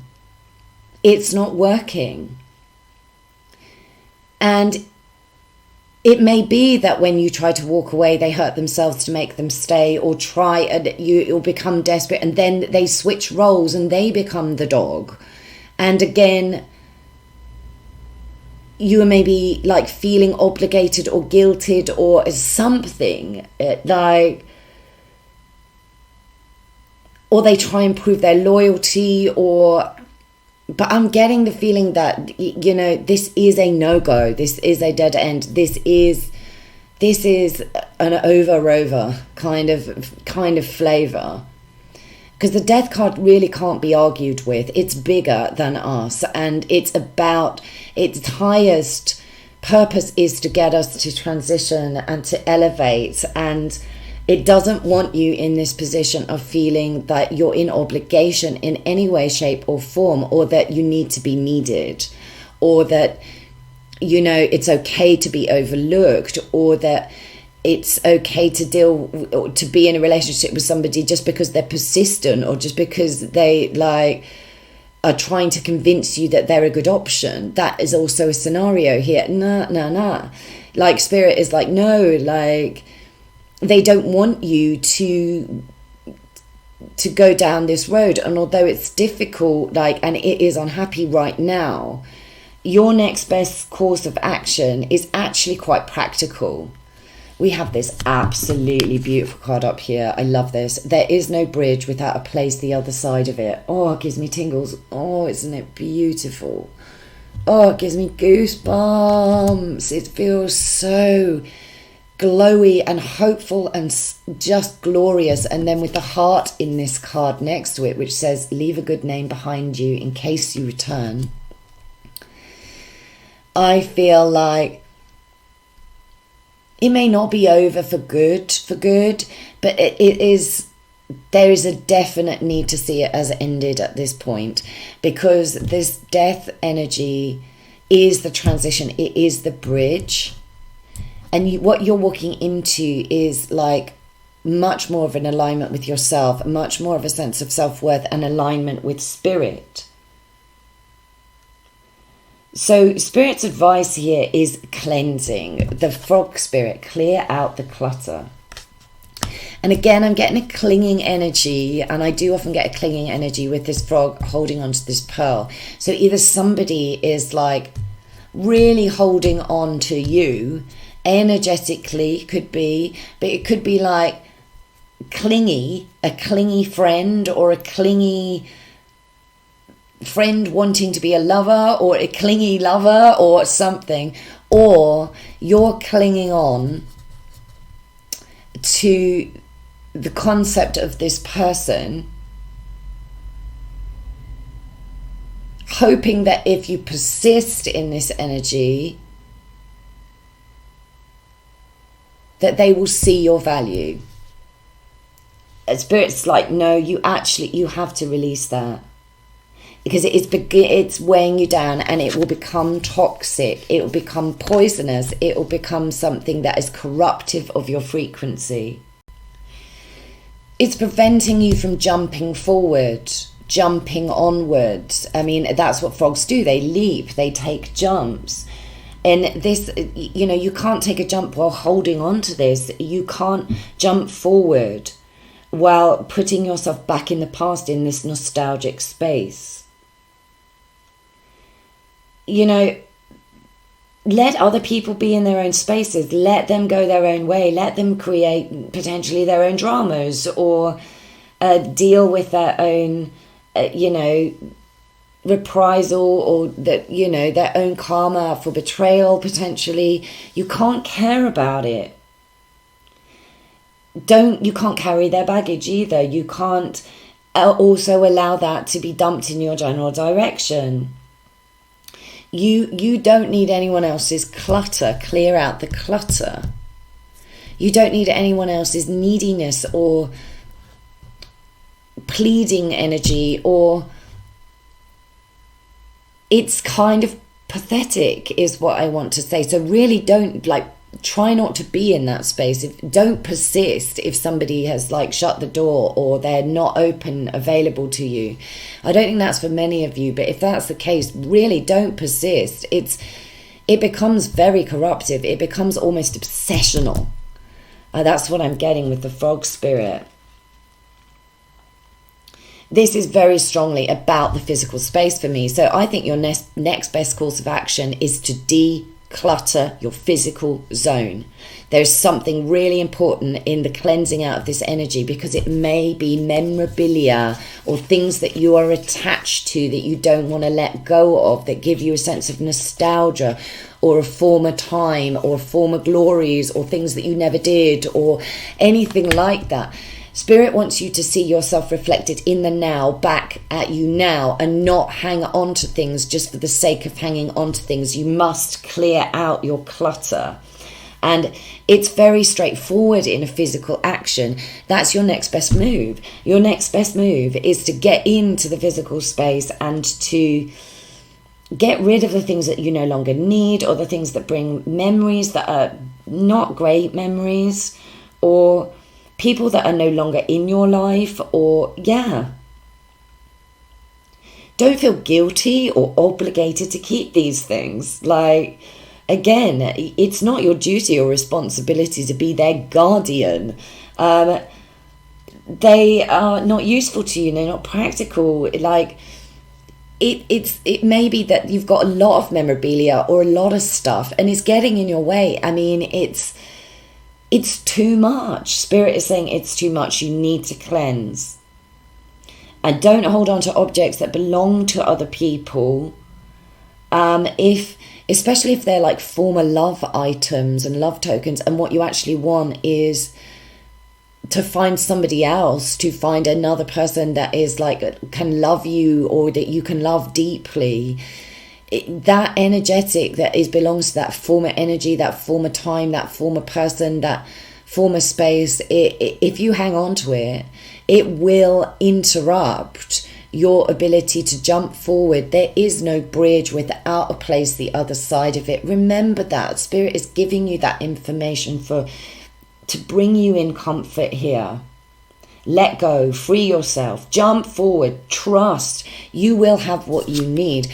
This is the Nine of Pentacles. This is about being single a lot of the time. So it's about embracing it. If you drop this pearl here that you're holding on to into the Nine, it becomes the 10 of Pentacles, which is complete physical stability, complete security, family happiness, like everybody's needs being met. Yeah, like some kind of physical achievement. The Nine of Pence as well, it's like appreciate your unique qualities. And she's reaching for a coin which has a little hawk on it. She's reaching for Spirit's coin. You're being offered an opportunity for a new physical start here. And if that means cleaning out so that you can feel fresh, then so be it, because that's giving me the Ace of Pentacles. It's an opportunity. It will bring good fortune is what I'm getting. It will bring good luck. Leave a good name behind you in case you return. So there is real humility for me, and in this space, integrity. You may need to close the door on something. You may need to end something, you may need to walk away from something, but you're doing it gracefully. Or if you're not, Spirit is saying do it with grace, do it with grace. You never know what's down the road. Don't burn the bridges, even if you feel that you've been betrayed, even if you're annoyed that this person won't let you in. That's their choice, it's their free will. And if it's the other way around, it's your choice, it's your free will. You don't have to feel annoyed with a person for being persistent. Just be kind and say, I'm sorry, this is where we draw the line here, because the Panther Spirit is about reclaiming your power, and the Panther Spirit doesn't take any prisoners. And some of you have already kind of taken a leap, and maybe you're like, oh God, I'm still a bit like unsure about this. I'm still a bit not like quite sure what's to follow. Or you will be making this jump and it will make you feel a bit shaken up, because you may not see confirmation that it's all going to be okay. It's all going to work out. Don't be held back by your fear. You have immense power and you need to see yourself in very powerful terms. You are not giving yourself anywhere near the amount of credit that you deserve. You have to take a risk in order to get a return. No risk, no releasing, no changing of a space or the equation or the nostalgia. You're going to stay in that space of feeling sad. Don't become Miss Havisham. Don't do it. Don't surround yourself with the feeling of the past, because it blocks out your future.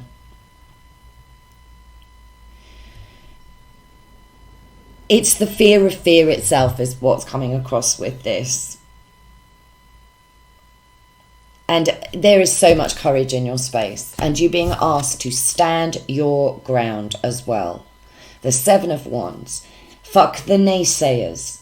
Screw them.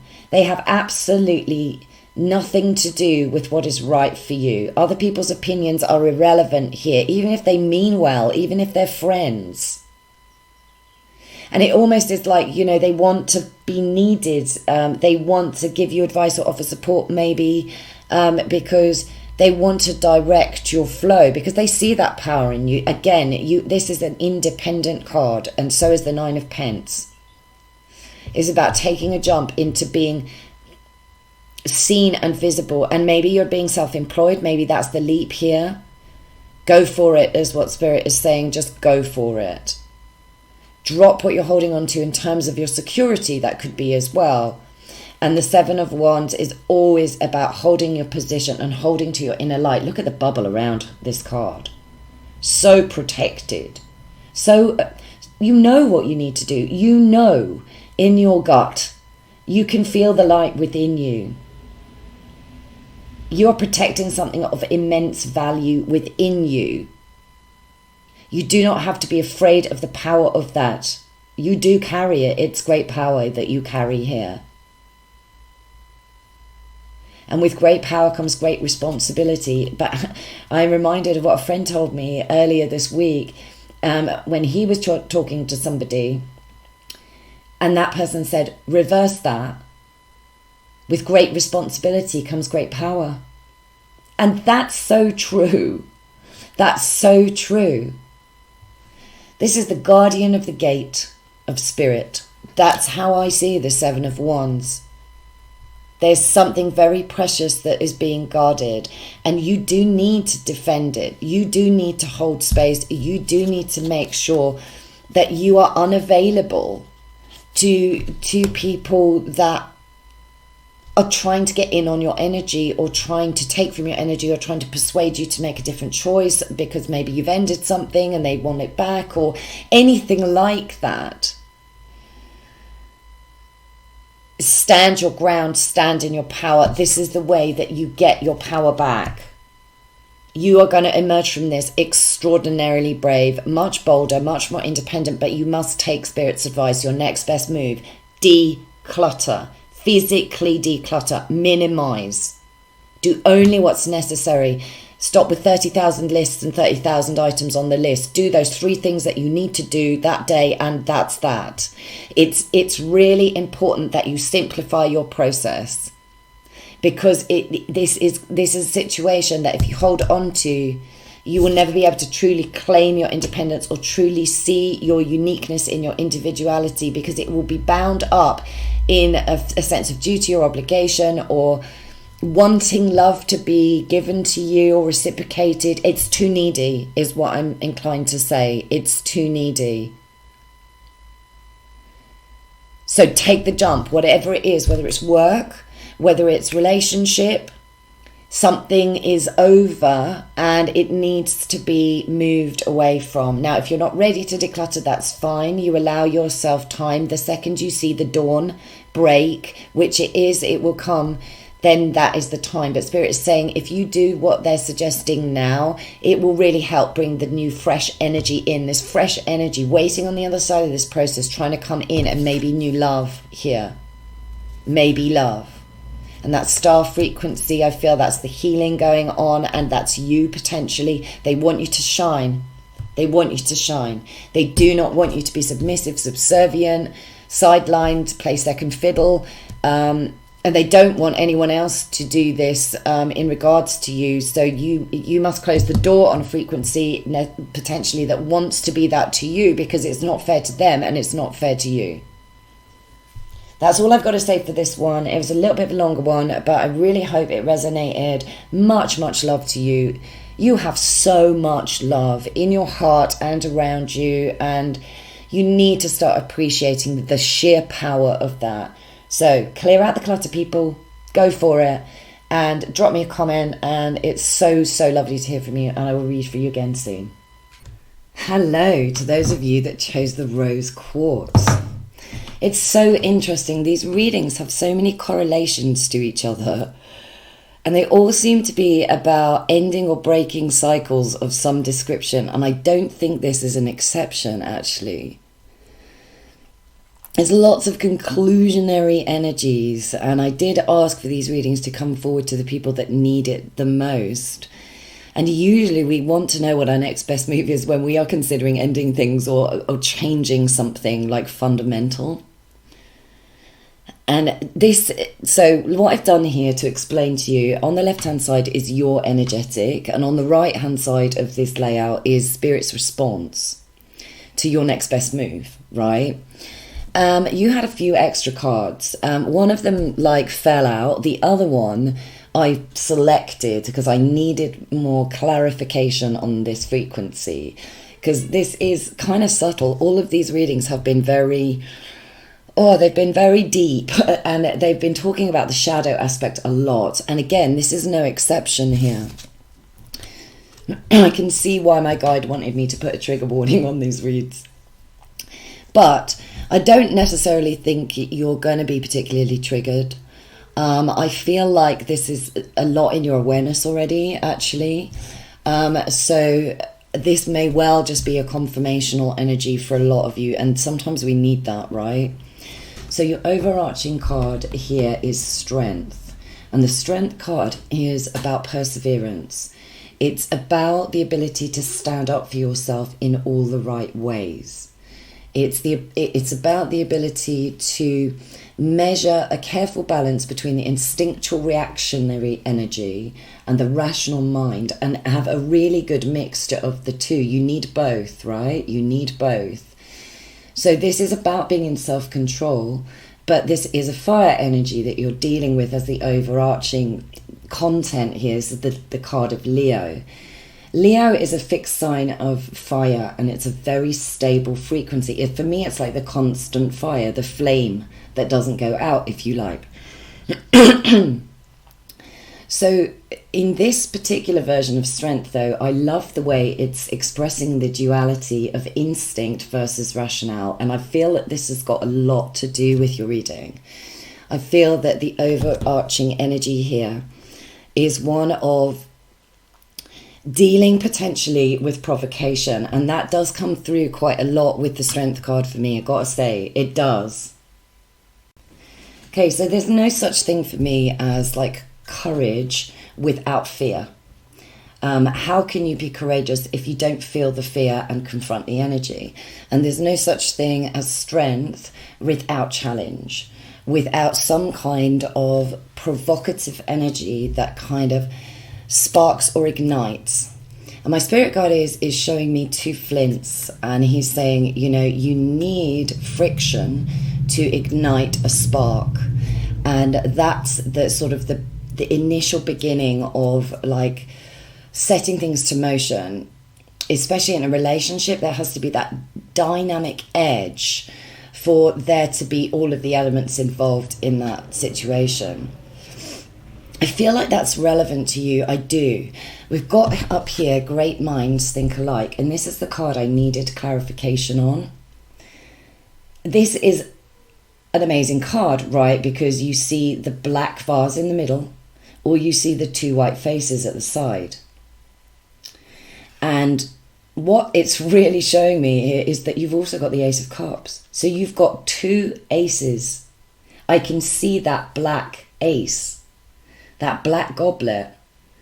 And this is, like the other readings, about the contrast, the energy of contrast, and how significant it is to our journey. Because I feel like there may be two people involved. Maybe you've come to the conclusion that things don't...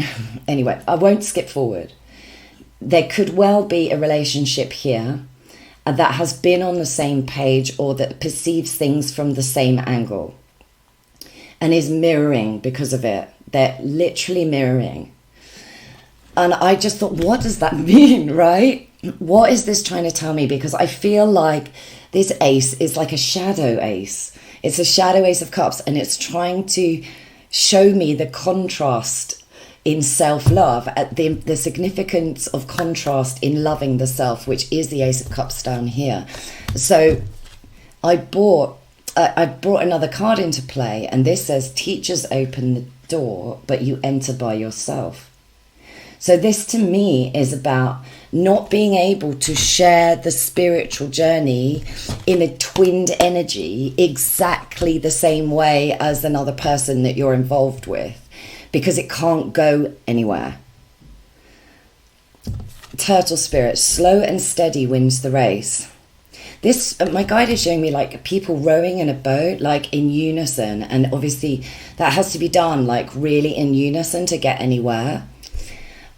And I feel like that kind of energy has been going on, that you've been like trying to row in a particular direction with maybe somebody else, or maybe like, it doesn't have to be another person. It could be like a mindset of feeling like you need to be around people who think similarly to you. But what Spirit is saying here is that the magic is actually in the difference. Variety is the spice of life. I keep hearing that as well. There's loads of proverbs coming out of me. Variety is the spice of life. And this is Crow Spirit. This is my spirit guide right up here in this reading. So I'm kind of winging it with him on this one. And he's been in a few of these readings. Now, Crow for me, and in this deck as well, is associated with magic. And at the moment, it feels like everything's a bit grayscale. It feels like it's monotonous. It feels monotonous. And I don't know, it feels like it's like heave, heave, heave. But you're working, and you have been working on the heart chakra, on self-care, on showing yourself the right kind of energy. And this is like, take an effort, and it is amazing. You've come a lot further, I feel, than you realize. But there is this sense of frustration. I want to spring forward energetically, and with this reading I keep wanting to jump forward and explain the like conclusion before the beginning, and it's confusing me because there is this kind of Leo crouched lion energy of like the instinct wanting to jump forward, to push something. And it feels like the more effort is invested, the less you get anywhere. But actually, this is really helping you slow your energy to the point where you can really allow vulnerability into your own space and heal. We've got the star down here. Look at that. Isn't it beautiful? My favourite all-time tarot card. I'm sorry, but it's the best card in the deck. I bloody love the star. She's so stunning. The energy that you encounter when you see her is just instantly awesome. Instantly awesome. And it's no exception here. And it next to the Ace of Cups and to Temperance, which is like spiritually flanked the other side with this beautiful winged energy here. That's two winged, many winged actually, energies up here. I feel like you've done so much work on yourself, but you've got to the conclusion that the wolf changes his hair but not his skin. The nature of the beast is that it takes significant, you literally can't walk the spiritual journey totally always alongside somebody. You can't, even if you're with them for years, kind of thing. The wolf changes his hair but not his skin. It's the nature of the beast, right? That it is this trudge, this monotony, this, like, it feels like this rowing boat is going in giant circles. It feels like you've got to a conclusion of some sort where you're like, this is what it's like, and it feels empty of magic, and that really feels like it needs to be healed, and it is being healed. But this monotony, this grayscale energy keeps coming back to me. It feels just kind of devoid of that spark, devoid of that kind of ignition, that factor, that magic. The magic. It's the magic. Yeah. And this is about you reclaiming your personal magic, I feel. I think a lot of you are extremely skilled, magically speaking, up here. Extremely skilled, I want to say. I feel you can do a lot of magical practice just in your envisioning in your mind's eye. It's sort of the nature of seeing the power of the contrast is recognizing that the negative and the positive aspects are teaching you the same thing from different angles. And it's recognizing that sameness actually can mean stagnation. It can mean getting stuck.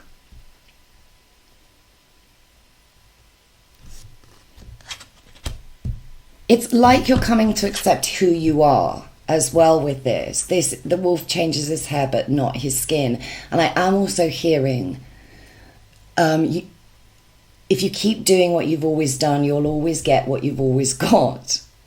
And I feel like you've come to some kind of like true realization that there may be somebody here in your space or or you're connected to or something that you just can't change this frequency. It's kind of embedded in this person, and that feels kind of demoralizing. But at the same time, in the acceptance of this, an enormous healing energy is being released. Because you're accepting the shadow for what it is, because it is what it is, kind of thing. And it has such a gift to offer. And it's interesting because my guide selected a form when he came to me that was like challenging for me, because crows are often associated with dark energy. And I was really in resistance to this energy. And he also looked terrifying. I didn't speak to him for a while. And another spirit guide intervened and basically said, you're not judging the book by the cover, are you? And I kind of went, oh, shit, yes. Yes, I am. Yes. Indeed. I am so glad I opened that book. I can't tell you, I mean, from the bottom of my heart, how grateful I am to my spirit guide. And it makes me want to cry because he is my angel. He is unwavering. He's never led me off a stray pathway, but he has led me into difficult or tricky energies that I've been really challenged by.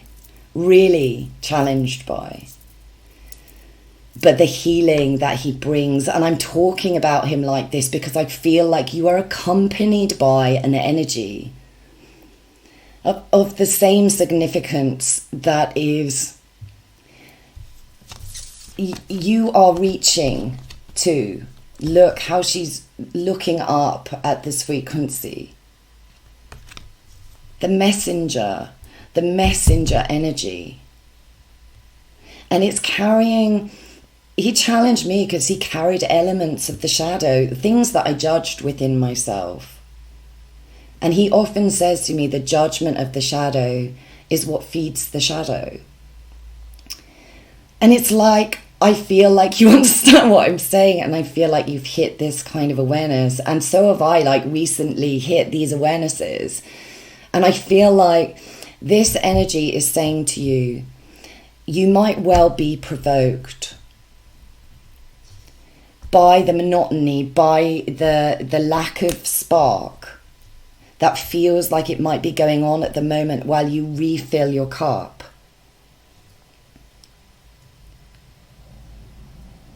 And it's a hard truth, is what my guide is saying. It's a hard truth. It's the nature of the beast. It is what it is. And it's indicating, this awareness is indicating a new level of learning. Teachers open the door, you enter by yourself, where you are walking into like a landmark moment, it feels. And you know this, but it's still challenging. I feel like you may be at the end of your wits, some of you as well, with somebody. And there could be, you're being asked to be mindful of an argument in the offing. Because Spirit's response, it feels like somebody could snap at you in some kind of way. I feel this wolf like it would snap at the tail feathers of the birds. It's up here it says, those who stumble twice over the same stone are fools. There's something repetitive about this energy. You may have been here before with this person. You may be at a point where you're like, you know what? This is the way I'm going to do it. And I have to go that pathway. I have to find my personal magic. Because the healing journey is a solo journey. It just is. We can be accompanied on our pathway, but it's never the same pathway. Never. No matter how much we'd want it to be. This says, a fault denied is twice committed. And that's twice, we've got the word twice. And then we've got this mirroring energy. Great minds think alike. Those who stumble twice over the same stone are fools. A fault denied is twice committed. This is about not allowing faults to be denied in some way. Or choosing as well to not deny your own or your participation in something. Some of you may be on the same page with, like, there may be two people on the same page thinking the same way about another person here. Recognizing together the nature of the beast. I don't know why I want to say that, but for some of you that's the case. And knowing that the magic has to somehow be refilled in your life in some way. And it's refilled by the appreciation of contrast. Because when you appreciate somebody's difference, they can seldom provoke you. But this person might well try. They might well try. This situation, it could be a situation, could be a work situation, as what I want to say with the turtle spirit, feels quite earthy. I mean, whatever, and the stone as well feels earthy. But whatever it is, I feel like watching your words is paramount, as in being authentic, like being completely open about who you are, being honest, like really honest in a situation, and letting the honesty be that which elevates, because the parrot can handle a stone no problem. And it may be that somebody's pushed you to the limit because you've heard it before. It's been on repeat or something like that. It's a parrot, right? It repeats stuff.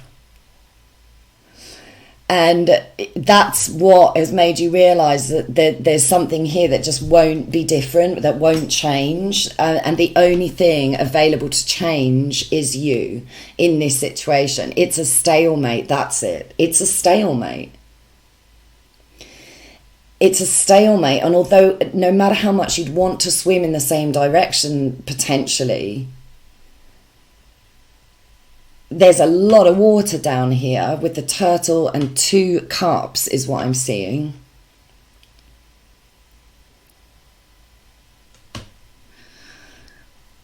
There needs to be spark. There needs to be spark.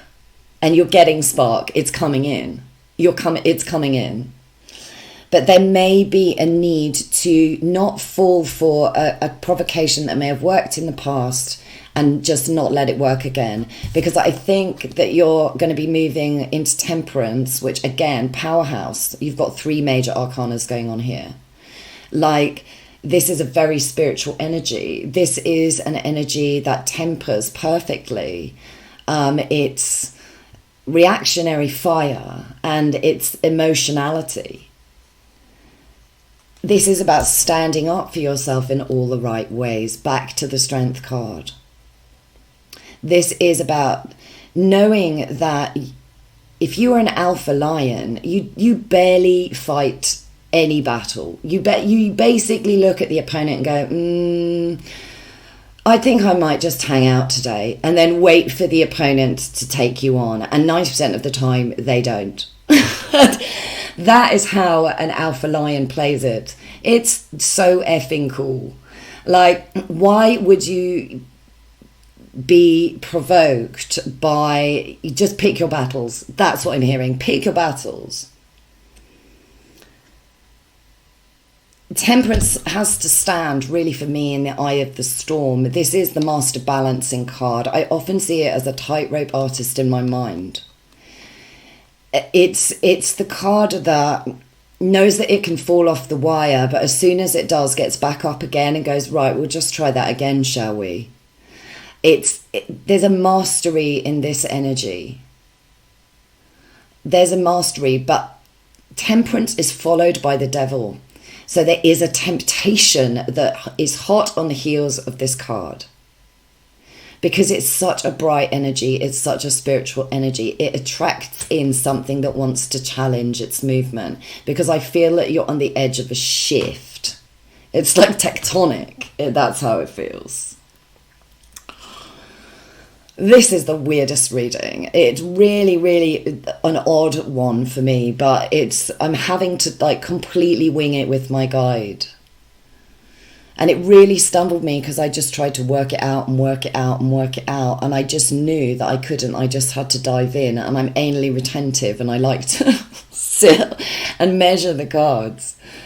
And then my guide, like every now and then, just goes, oh, for God's sake. He says, don't break your shin on a stool that's not in your way. Okay? Let it just electrically come through you. The electric eel spirit, bring your ideas to life. You don't have to fall over something that you've fallen over before because it's not in your way. So if you do insist on falling over it, you really are, there's no helping you, is what my guide is saying. You're beyond this. You're beyond this. This is temperance. This is temperance. They can try. They can try.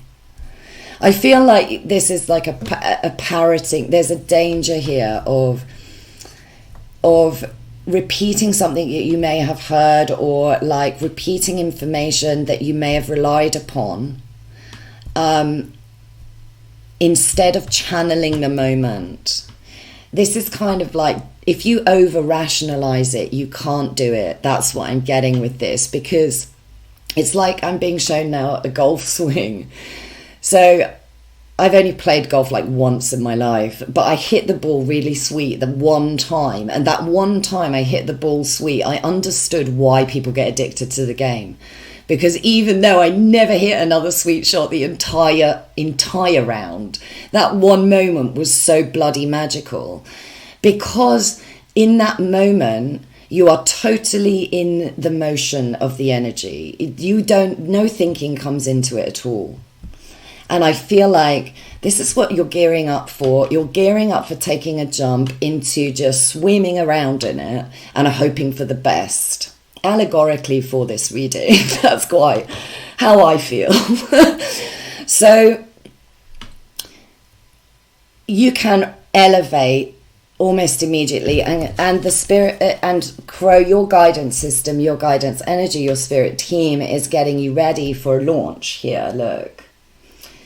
And you're launching from grayscale into colour, into full colour.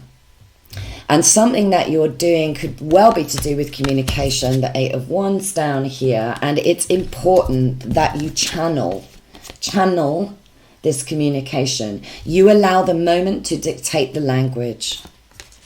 There is nothing in your way. There's nothing in your way apart from your own mental approach to this situation. You've been here before, is what I want to say. A fault denied is twice committed.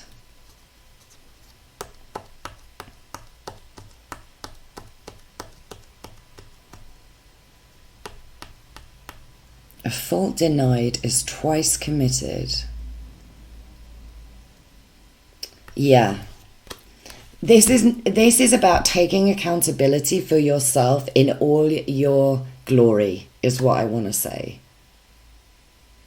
The right kind of pride. That's what I'm hearing now with the Strength card. The right kind of pride. Don't deny it to yourself, and don't let anyone else do it either. If somebody is going to deny their fault because they can't come to be accountable, or they just want to repeat the same things over and over, or they want to, it's just the nature of who they are, then accept it and elevate anyway. Away from them, beyond it, around it. This is no obstacle to you. This bird can take this stone, and that can take this stool here, and it's like the trajectory of the flight. You're launching. There's something here that's launching. But you will still maybe get challenged. And it's been really, there's not been a lot it feels like it's been a challenge in the monotony, but then there's a different challenge in the kind of spontaneity of this energy, is what I want to say. It's like almost a routine versus a spontaneity. That's what Spirit's saying to you. Your next best move is to jump into a spontaneous energy. Let your words channel and be non-emotional. Temperance is right in the middle. This is the higher realm perspective. This is the higher self observing, or this is your spirit guide observing you. You're ready for this, is what I want to say.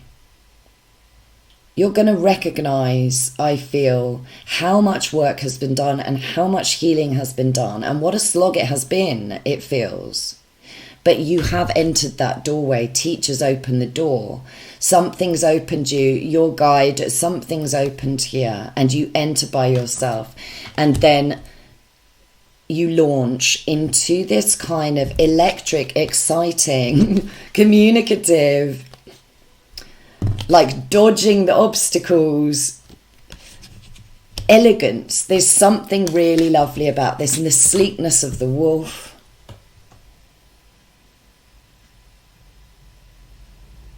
Yeah, there's something really elegant about this. And the way they work together as well is in community. I think you are very good at handling people, more than you would dare to imagine at times.